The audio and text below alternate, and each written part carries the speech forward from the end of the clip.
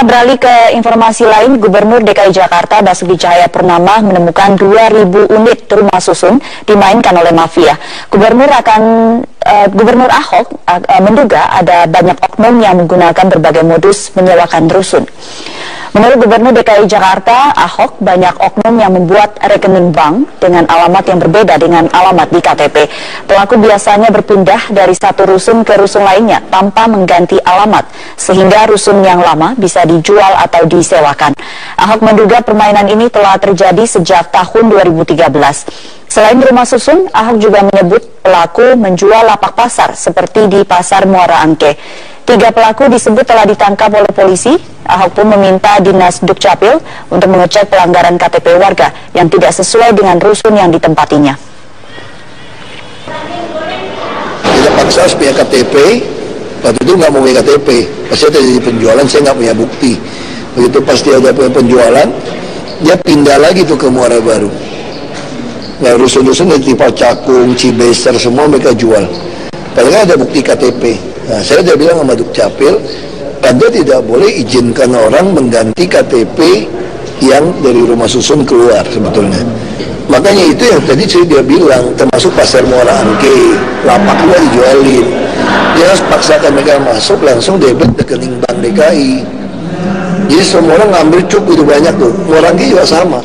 Kenaikan tunjangan DPR menuai beragam tanggapan. Sekjen Forum Indonesia untuk Transparansi Anggaran atau FITRA, Yeni Sucipto menyatakan DPR harus transparan dalam membahas kenaikan tunjangan.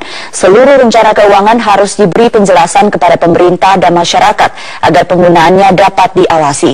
Yeni menilai kenaikan tunjangan harus diikuti dengan kinerja anggota Dewan.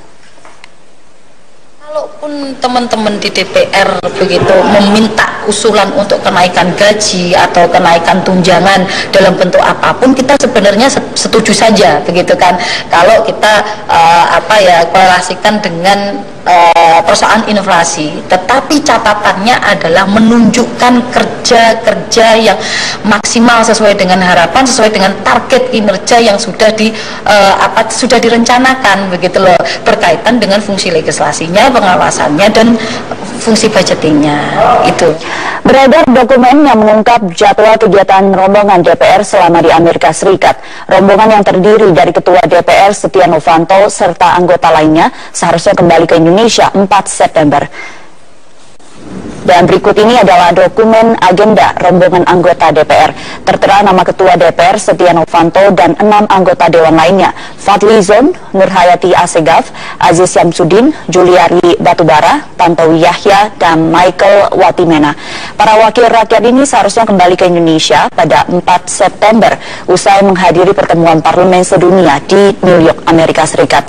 Namun rombongan pimpinan DPR justru menemui Donald Trump dan baru kembali ke Indonesia pada 12 September. Dokumen akan didalami Mahkamah Kehormatan Dewan dan juga akan memanggil Badan Kerjasama antar Parlemen dan Kesekjenan.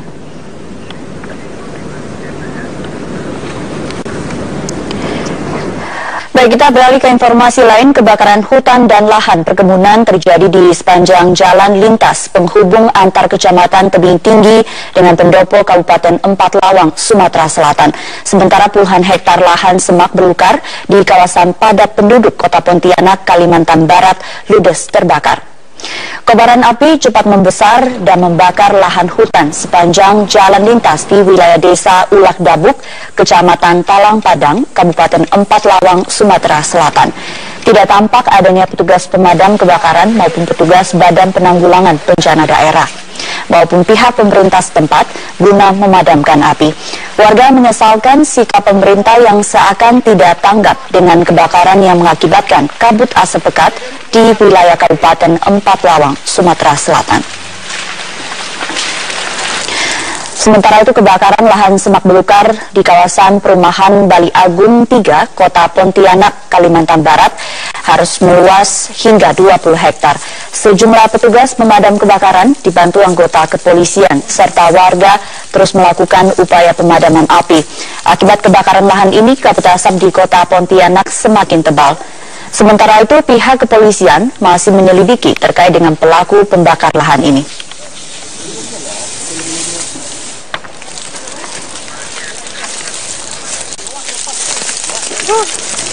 Ya, sementara itu akibat tanggul yang jebol dan mengakibatkan banjir, puluhan hektar tanaman padi siap panen di Kecamatan Samudra, Kedong, Kabupaten Aceh Utara terancam gagal panen. Air dari tanggul yang jebol merendam sawah petani hingga 150 cm dan merusak tanaman padi.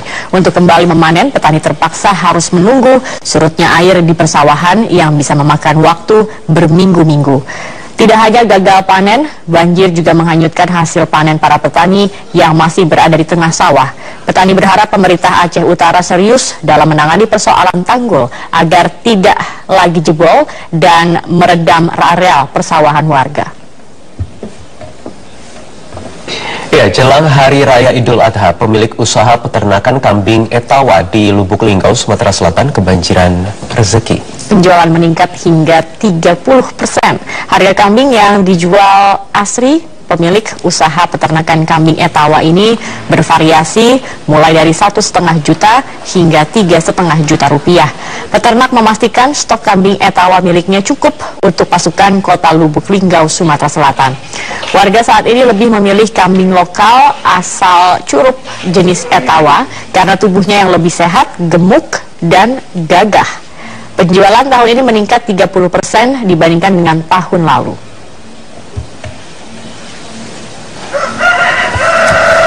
Dan Pangandaran, Jawa Barat. Sudah 1 bulan terakhir ini nelayan di Pangandaran panen udang dogol. Bahkan hasil tangkapan nelayan Pangandaran meningkat 2 kali lipat dan bisa memenuhi permintaan ekspor ke luar negeri. Sudah sebulan terakhir ini, nelayan di Kabupaten Pangandaran panen udang dogol yang merupakan udang favorit pencinta seafood. Udang dogol pun langsung mendominasi aktivitas pelelangan di tempat pelelangan ikan atau TPI KUD Minasari Pangandaran. Dalam sehari nelayan Pangandaran ini bisa mendapatkan udang dogol 2 kali lipat dari biasanya. Omset lelang udang dogol di TPI Pangandaran pun mencapai 100 juta rupiah per harinya, sehingga dalam sebulan bisa mencapai 2 hingga 3 miliar. Ya, kalau itu sih nggak tentu ya. Kalau pas lagi kubur ya ada aturan 60 kilo, 70 kilo.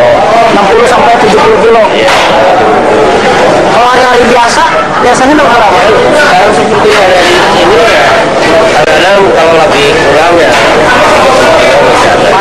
Udang dogol ini selain untuk konsumsi lokal seperti restoran-restoran seafood di objek wisata Pangandaran, oleh para nelayan maupun tengkulak, udang dogol ini juga dikirim keluar kota, seperti ke Jakarta untuk diekspor ke Singapura dan Malaysia.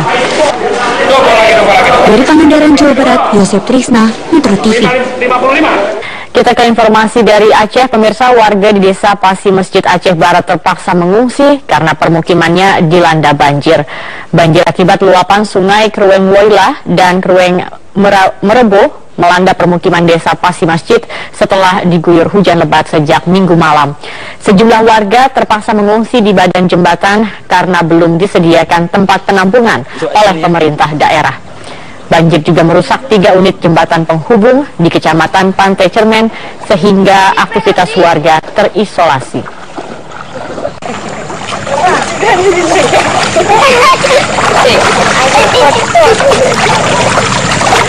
Ratusan pedagang kaki lima perumahan Gria Bukit Jaya Bogor, Jawa Barat berunjuk rasa menolak rencana penertiban PKL oleh Satpol PP.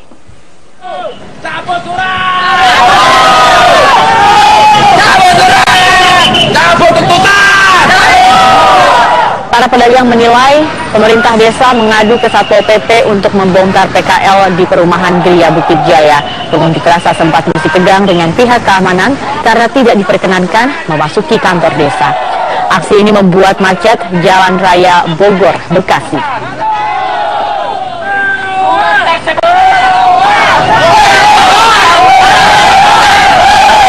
Satu minggu jelang pelaksanaan ibadah wukuf di Padang Arafah, penyelesaian fasilitas bagi jemaah calon haji Indonesia telah mencapai 90%.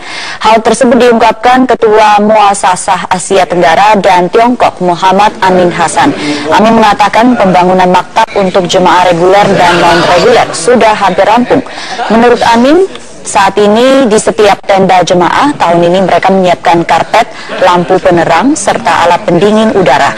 Amin menambahkan untuk memenuhi kebutuhan jemaah di setiap maktab mereka menyiapkan 100 kamar mandi dan toilet. Semua jamaah haji Indonesia 52 maktab sudah kita bikin kontrak sama Wisma Indonesia pakai air condition. Ini tahun semua karpet di Arafah dan di Mina. Lebih lampunya di Arafah lebih double dari tahun yang kemarin. Alhamdulillah tempat WC kita ini tahun specially bikin apa yang kita servisnya